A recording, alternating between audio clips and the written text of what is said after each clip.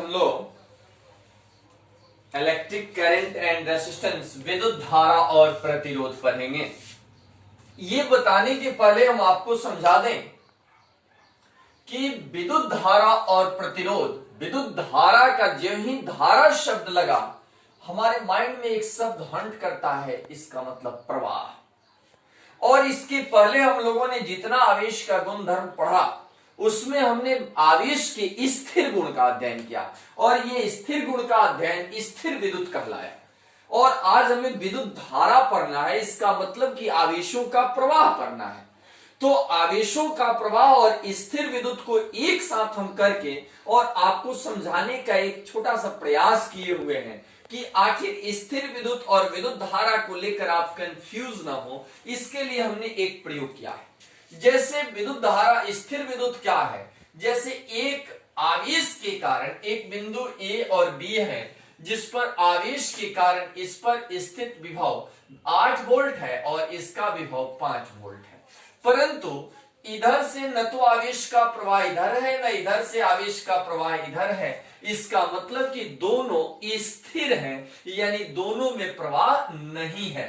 तो आवेश का यह गुण जिसमें आवेश का प्रवाह नहीं होता है, यानी दोनों बिंदुवत आवेश, आप किताब में पढ़े होंगे बिंदुवत आवेश, दोनों अलग अलग हैं जिसका एक दूसरे से कोई रिलेशन नहीं है। तो ऐसी स्थिति में भौतिक के जिस शाखा के तहत इस स्थिर गुण का अध्ययन किया जाता है वह गुण कहलाता है स्थिर विद्युत। जो इसके पहले हम लोग जितना पढ़े हैं वो स्थिर विद्युत ही पढ़े हैं। तो यानी भौतिकी की वह शाखा, भौतिकी के वह शाखा जिसमें आवेश के स्थिर गुण का, देख रहे हैं ना, यानी इसमें कोई प्रवाह नहीं है, इसका कंसर्न इससे नहीं है और न इसका रिलेशन इससे है। तो जिससे आवेश के स्थिर गुण का अध्ययन किया जाता है विद्युत स्थैतिक, विद्युत स्थैतिक या स्थिर विद्युत कहलाता है। अंग्रेजी में अगर कहना है a branch of physics which deals with a static, static मतलब rest, static position of charge is called electrostatics. यानी स्थिर विद्युत आपने समझा बाबू कि आवेश का वह गुण जिसमें उसका प्रवाह नहीं होता, अर्थात उसके स्थिर गुण का अध्ययन किया जाता है। अब देखिए दूसरा वही विभव 8 वोल्ट यहां और 5 वोल्ट यहां, लेकिन अगर इसको जब तार से जोड़ देंगे तो अब ये विभवांतर हुआ, विभवों के बीच का अंतर हो गया। और जब ही विभवांतर होगा, अगर ये भी 8 वोल्ट और ये भी 8 वोल्ट होता तो स्टैटिक पोजीशन ही हो जाता। लेकिन जब ही ये कम और ये ज्यादा हुआ तो इस स्थिति में मुक्त इलेक्ट्रॉन जो होंगे वो न्यूनतम आवेश से उच्चतम आवेश की ओर, मुक्त इलेक्ट्रॉन, ध्यान दीजिएगा, मुक्त इलेक्ट्रॉन जो है वो निम्न आवेश से उच्च आवेश की ओर, अगर दोनों धनात्मक है तो मुक्त आवेश जो है वो निम्न से उच्च की ओर प्रवाहित होने लगेंगे। और ये जब कब ऐसा होगा, यानी धारा का प्रवाह तभी संभव है, दो कंडीशन याद रखिए बाबू, धारा का प्रवाह तभी संभव है जब विभवांतर हो, यानी दोनों विभव अलग अलग हो, और दूसरा इसमें चालक तार से जोड़ा जाए। यानी हम यू एक लाइन आप लोग लिख सकते हैं कि धारा प्रवाह की आवश्यक शर्त, और उसमें एक नंबर लिख सकते हैं कि विभवांतर उपस्थित होना, यानी दोनों सिरों का बीच का विभवांतर होना, और दूसरा ये दोनों चालक तार से संबद्ध होना। यानी याद रहे 8 वोल्ट 5 वोल्ट होना चाहिए, ऐसा नहीं 5-5 नहीं होगा, ये दोनों अलग अलग होना चाहिए, और साथ ही साथ देख रहे हैं ना ये चालक तार की उपस्थिति होनी चाहिए।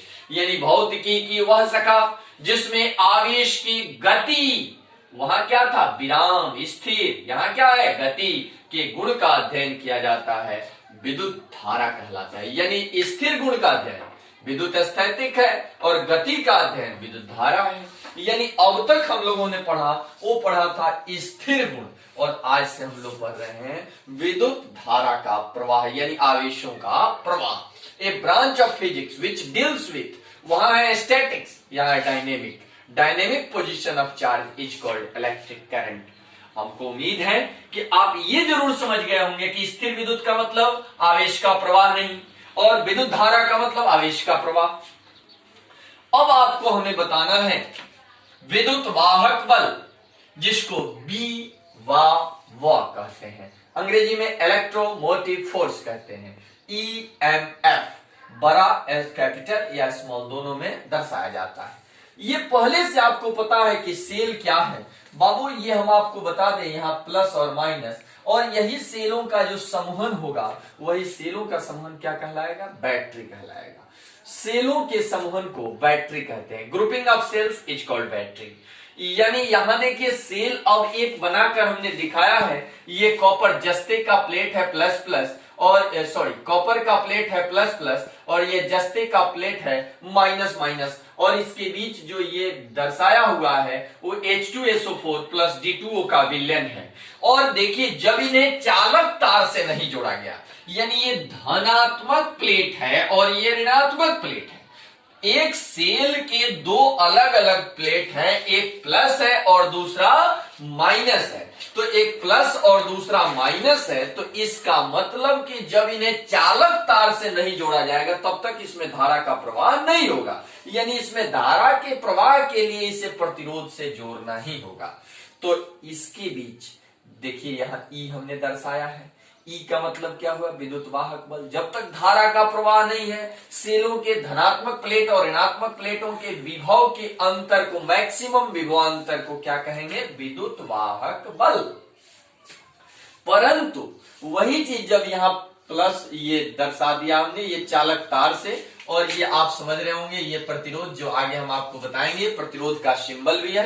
यानी ये रेसिस्टेंस से जब ही जोड़ते हैं तो ऋणात्मक माइनस चार्ज जो है वो प्लस की ओर अग्रसर हो जाता है।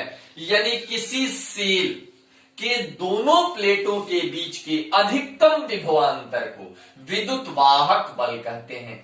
बाबू पहला कंडीशन विद्युत वाहक बल समझना है, तो सेल तो आप जानते हैं, और ये सरल सेल का यहाँ एक बनावट हमने दो प्लेट, एक धनात्मक प्लेट और एक ऋणात्मक प्लेट लिया है, और जब इन्हें चालक तार से नहीं जोड़ा गया है तो इनके बीच ई लिया हुआ है। ई का मतलब विद्युत वाहक बल है, और परंतु जब इसे चालक तार या बाह्य प्रतिरोध से जोड़ दिया गया तो इस स्थिति में वह ई दर्शाया हुआ नहीं है। यानी ई का मतलब हुआ कि किसी सेल के दोनों प्लेटों के अधिकतम विभवांतर को विद्युत वाहक बल कहते हैं जब धारा का प्रवाह न हो।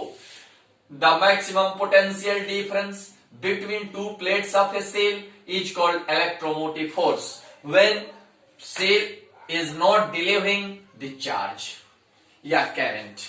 अब इसका सूत्र होता है कि E is equal to electromotive force, यहां सिंबल है बाबू, E is equal to E vector into DL। आप सोच रहे होंगे कि ये कहां से आ गया, तो आपने वही, चूंकि अधिकतम विभवांतर जब है तो विभव का अंतर विभवांतर है, और विभव की परिभाषा में आपने शुरू में ही पढ़ा है कि E वेक्टर बराबर माइनस dV बटा dr, यानी विभव पतन दर विद्युत क्षेत्र, यानी किसी तरह से जब R इसमें लंबाई इसमें गुना करेगा तो ये विभव ही होगा।